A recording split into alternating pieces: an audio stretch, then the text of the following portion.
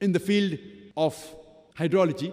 It was Sir Bernard Palissy in 1580 who was the first person who described the present water cycle which we learn in school.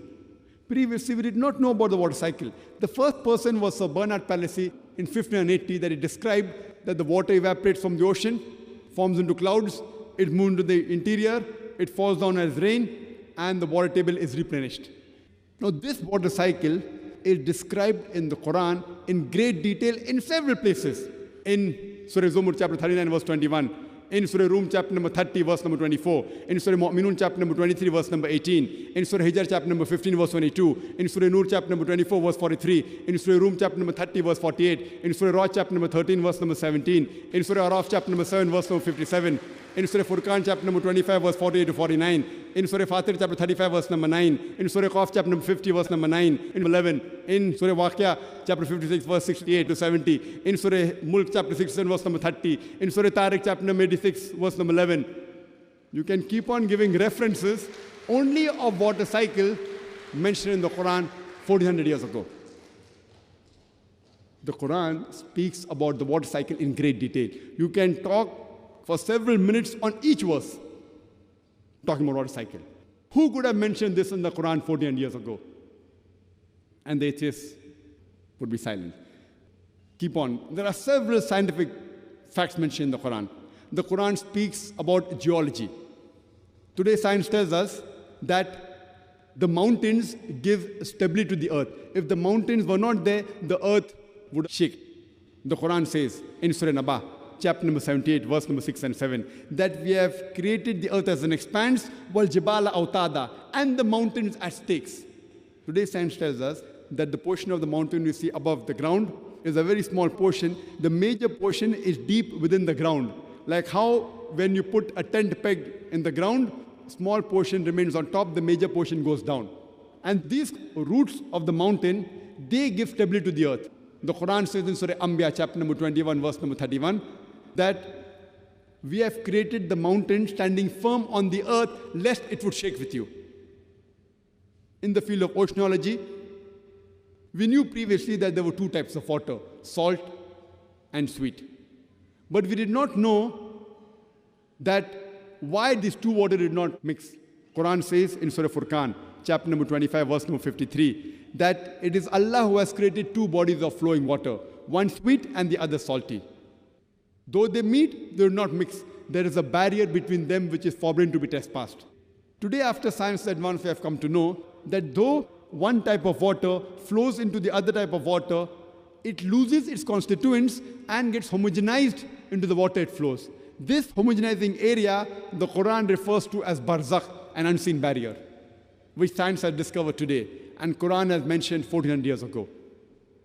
In the field of biology, the Quran says in Surah Anbiya, chapter number 21, verse number 30, وَجَعَلْنَا مِنَ الْمَاءِ كُلَّ شَيْءٍ حَيٍّ. We have created every living thing from water.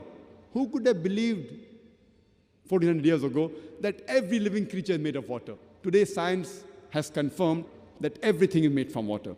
Quran says in Surah Nur, chapter number 24, verse number 45, we have created every animal from water. Quran says in Surah Furqan, chapter number 25, verse number 54, we have created every human being from water. In the field of botany, Quran says that even the plants have got sexes, male and female. In Surah Taha, chapter number 20, verse 53, which we came to know recently.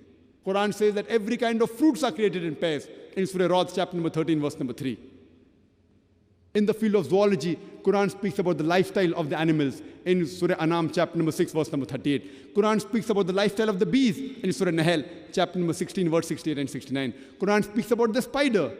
In Surah Ankabut, chapter 29, verse 41. About the ant in Surah Namal, chapter number 27, verse number 17 to 18. And all these aspects of the spider, of the ants, of the bees, we have come to know recently, and Quran mentions in detail 1400 years ago. Who could have mentioned this? Quran speaks about medicine, that in the honey there is healing for humankind. In Surah Nahl, chapter number 16, verse number 68 to 69. Quran speaks about the production of milk and the circulation of blood.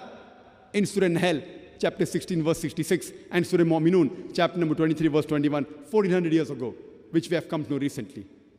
Quran speaks about medicine, about physiology, about embryology.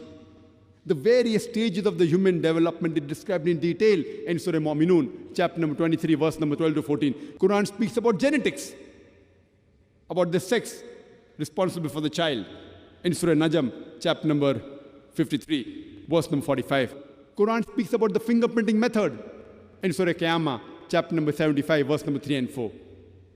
After every scientific fact mentioned in the Quran, ask the atheist, who could have mentioned this in the Quran 1400 years ago? And his reply would be, the creator, the manufacturer, the maker, the inventor. This creator, this manufacturer, this maker, this inventor, we Muslims, we call him as Allah. Even to an atheist, we can prove about the existence of Allah subhanahu wa ta'ala with the help of the last and final revelation, the glorious Quran. We are not using science to prove Allah subhanahu wa ta'ala. The science is the yardstick of the atheist. Our yardstick is the Quran. We are using our yardstick and comparing with his yardstick and trying to prove that our yardstick, the glorious Quran, is far superior to your science. So these type of non-Muslims do dawah based on the similarities. If he thinks science is ultimate, we use science and try and get science and the commonalities in the Quran and try to get him closer to Islam. Allah says in the Quran in Surah Nahl, chapter number 16, verse number 125. Udu ila sabili rabbika bil hikmah wal mawzit al hasna wajadil billati hasan. Invite all to the way of thy Lord with wisdom and beautiful preaching, and argue with them and reason with them in the ways that are best and most gracious. We have to dawah with hikmah and with husna.